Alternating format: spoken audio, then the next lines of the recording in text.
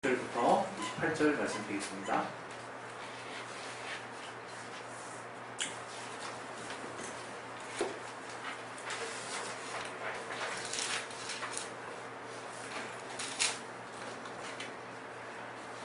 로마서 8장 26절부터 28절.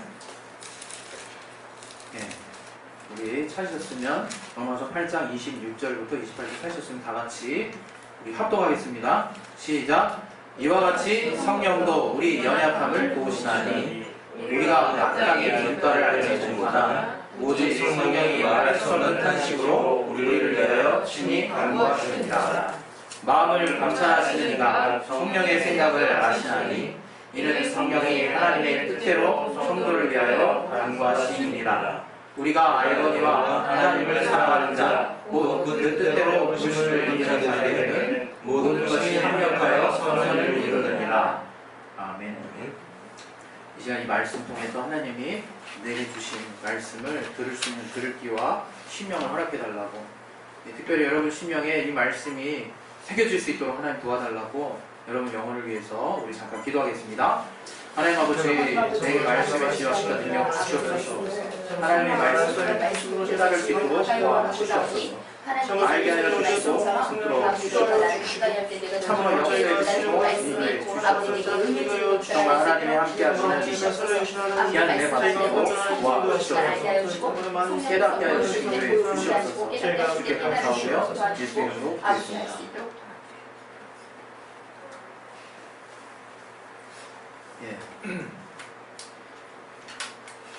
하나님의 속속을 제가 여러분에게 성령의 감동을 따라서 이제 선포할 때마다 저도 그 순간 그렇구나 이렇게 깨달아지는 게 정말 이렇게 많이 있어요.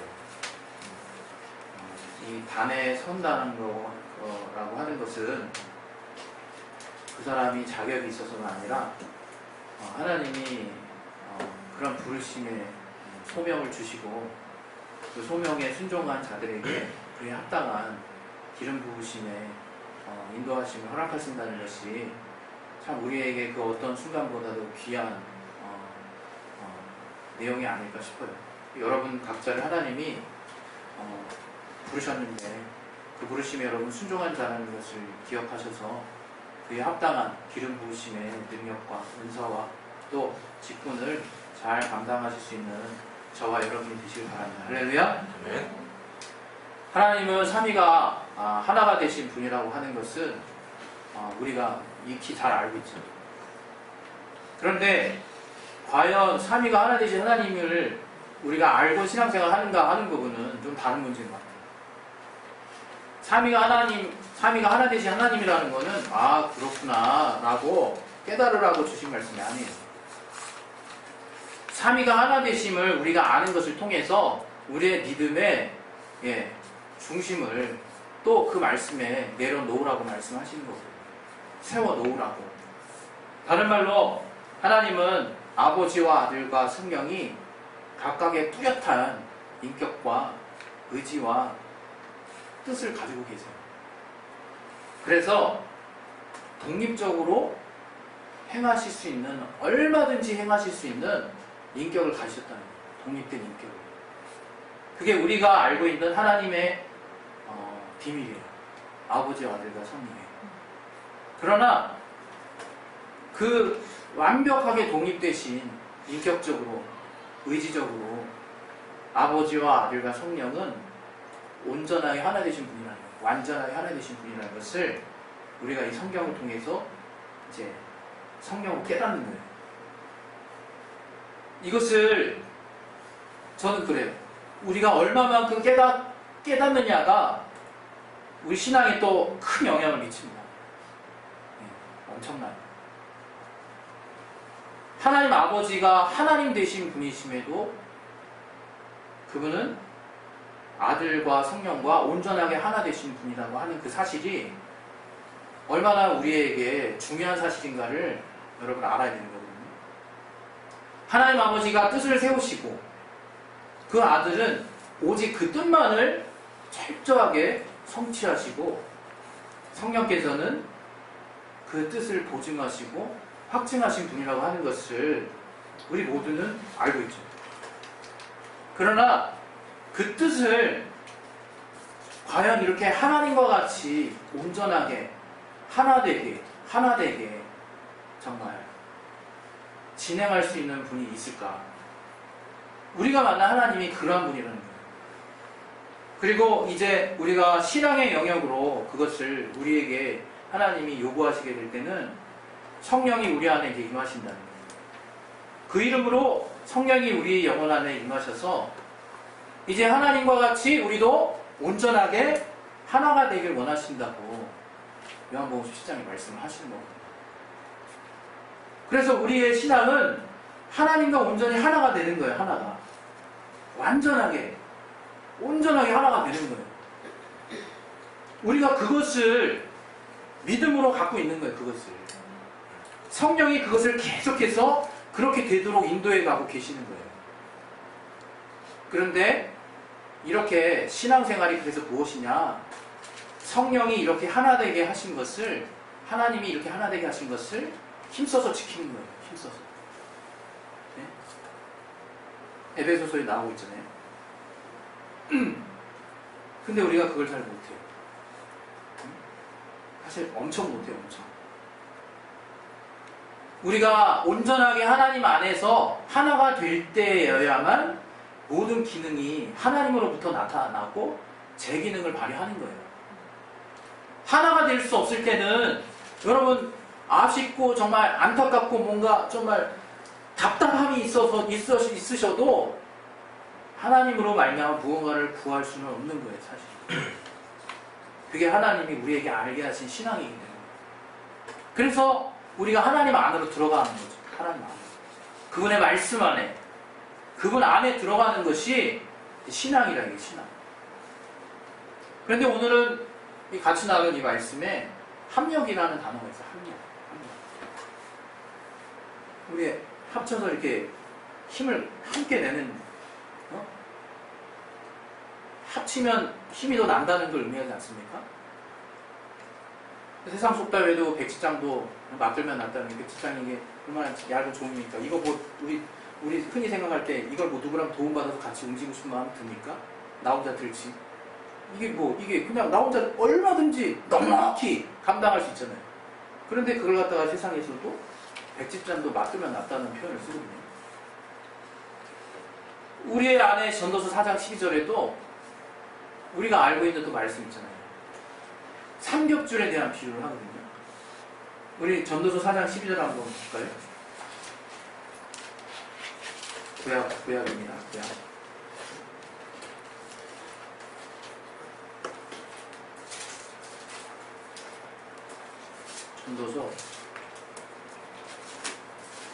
전도서는 이게 신앙이 어린 상태에서 잘못 보면 다 허탄하고 의미 없다 이렇게 받아들이거든요. 교훈이.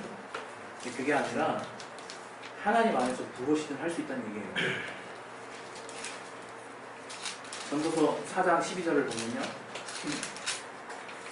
같이 한번 읽어보겠습니다. 시작. 한 사람이면 폐하게 거느려 두 사람이면 능히 당하나니 삼겹줄은 쉽게 끊어지지 아니하리라. 이거거든요. 이거. 절대 끊어지지 않는다는 거예요. 삼겹줄은. 쉽게. 하나님이 우리를 정말 교회 안에 모으신 이유가 있어요. 교회 안에. 하나님은 그분의 뜻으로 온전하게 하나 되신 분인데 그 뜻이 무엇이냐? 교회 안에서 하나 되게 하셨다는 거예요. 교회 안에서. 교회의 머리 대신 예수께서 우리를 몸으로 부르셨다는 거예요. 우리를. 온전하게 교회로 하나 되게 부르셨다는 거예요. 그래서 교회가 되었을 때 온전한 힘을 낼 수 있도록 하나님이 비밀을 주셨다는 거예요. 우리가. 그걸 깨닫는 게 그렇게 우리가요 쉽지가 않아요. 우리는 그걸 항상 이런 식으로 생각하거든요. 뭔가 채워지면 야 이제 좀 채워지면 되겠다 이런 생각을 해요. 그러나 좀 뭔가 좀 오해하고 있는 거예요. 우리가 3명이 교회를 이뤘을 때 그 자체로 온전한 것이고 5명이 교회를 이뤘을 때 그 자체로 온전한 것이고 또 10명이 교회를 이뤘을 때 그 자체로 온전한 것이다. 하나님이 각각의 어떤 부분이 부족한지 아세요. 그걸 우리가 믿질 못하니까 신앙이 빵꾸가 나는 거예요. 신앙이. 왜? 부족한 데를 채워야 되는 거예요. 어떻게? 교회 입장에서는 뭔가 누수가 난 것 같이 생각하거든요. 예?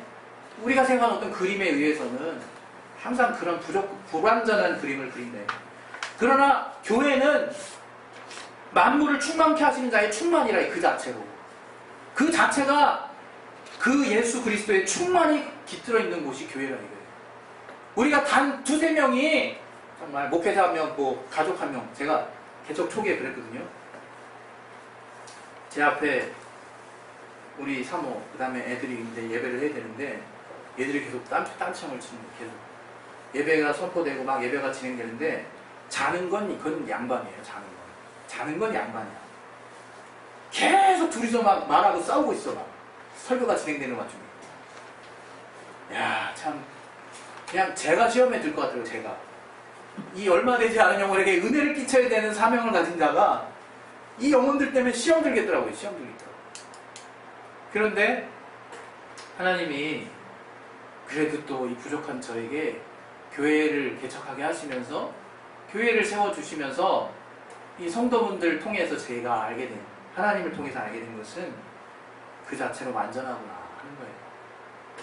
그 교회가 그 부족한 부분에 대해서 우리는 항상 시각을 갖고 있지만 하나님은 그게 아니시구나. 그걸 제가 이렇게 알게 된 거예요. 오늘 이 본문에 보면 본문의 말씀은 성령이 말할 수 없는 탄식으로 하나님의 뜻을 따라 우리의 성도를 위해서 기도를 해주신대요. 우리는 그런 것을 통해서 어떤 위로받는 어떤 메시지로만 정말 알고 그러죠. 그러나 이 말씀을 통해서 우리가 더 알아야 되는 것은 하나님의 뜻이라는 거예요. 하나님의 뜻을 따라 그 성도를 위해서 간구해 주시는 거예요. 하나님의 뜻을. 왜? 우리가 하나님의 뜻 안에 들어가 있어야 하나님이 역사하시는 거거든요. 그건 변하지 않는 거예요. 그걸 초월해서 하나님 도와달라고 여러분이 몸부림칠 수 없는 거예요. 우리가 하나님의 자녀이기 때문에 하나님이 들어주시는 것처럼 그분의 뜻을 벗어나서는 아무것도 우리는 기대할 수 없는 거라 이거예요. 그런데 그 하나님께서 교회에 예수를 머리로 두시고 교회의 몸인 우리에게 그분 안에 있는 정말 속해 있는 우리에게 우리의 연약함을 체휼하실 뿐만 아니라 합력해서 선을 이루시는 분이라 이거예요. 합력해서. 저는 그게요, 제 신앙생활 가운데 그런 것을 정말 계속 체험했던 사람인 것 같아요. 하나님은 교회가 작으면요, 나머지를 하나님이 하세요. 나머지. 교회가 커지면요, 도리어 우리끼리 다 되는 것 같죠? 중요한 거 하나 빠지면 아무리 분주하게 그 하루를 10시, 11시까지 막 그냥 주일날 그냥 봉사하고 보냈는데 마음만 잔뜩 분주하지 뭔가 내가 주님 안에서 주님을 만난 기억이 없는 것 같다. 이거. 하나님이 채워주시는 게 도무지 없는 것 같다. 이거. 아무리 교회가 모든 조건이 다 갖춰지더라고 우리가 인간적으로 깨닫는다 할지라도 하나님이 채우시지 않으면 교회는 채워질 수 없는 거예요. 절대로 채워질 수 없는 거예요.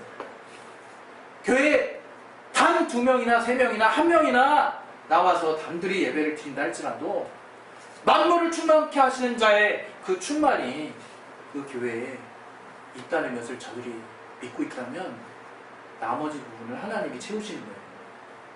저는 그렇게 합력해서 선을 이루시는 하나님을 정말 많이 경험했어요. 내가 그분의 뜻 안에서 그 정말 교회를 이룬 그 안에서 하나님을 찾았을 때 하나님이 언제든지 채워주시는 그런 역사를 저는 삶 가운데서 많이 체험했다. 왜냐하면 저는 되게 부족하거든요. 여러분 그 말씀을 아시는지 모르겠어요. 우리 고린도후서 한번 보겠습니다. 고린도후서 우리 12장 말씀 있어요. 우리 9절 10절 한번 보겠습니다.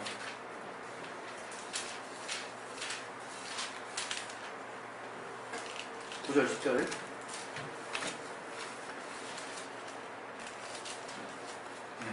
우리 같이 한번 찾아보겠습니다. 읽겠습니다. 시작. 내게 이르기를 내 은혜가 내게 족하도다. 이는 내 능력이 약한 데서 나타나였습니다 하시니라. 이러므로 도리어 크게 기뻐하므로 나의 여러 약한 것들에 대하여 자랑하리니 이는 그리스도의 능력으로 내게 머물게 하려 합니다. 그러므로 내가 그리스도를 위하여 약한 것들과 능욕과 궁핍과 핍박과 곤란을 기뻐하노니 이는 내가 약할 때에 곧 강함이니라. 이게 하나님이 역사하시게 하는 비결이에요. 이게 하나님이 우리 가운데 일하시는 비결이에요. 나는 약하죠. 나는 늘 부족하다 이거예요. 나는 늘 완전할 수 없다라는 한계 가운데 있는 사람이지만 내 은혜가 거기서부터 시작된다 이거예요. 바로 그런 나의 부족함을 주님 앞에 완전하게 맡겼을 때 하나님이 나의 이 약함을 가지고 강함되게 하시는 분이에요. 우리가 주님 앞에 보잘것없는 것 맡기면 어떻게 됩니까? 그것이 정말 기가 막힌 게 돼서 돌아오잖아요. 그것이 오병이어의 이적이라는 것도 뭡니까? 떡 5개, 물고기 2마리를 주님의 손에 정말 넘겨드렸을 때 모든 이들이 정말 먹을 수 있는 그 5,000명이나 되는 그 장정들만 그런 어떤 많은 군중을 먹일 수 있는 그런 어떤 이적이 되지 않습니까?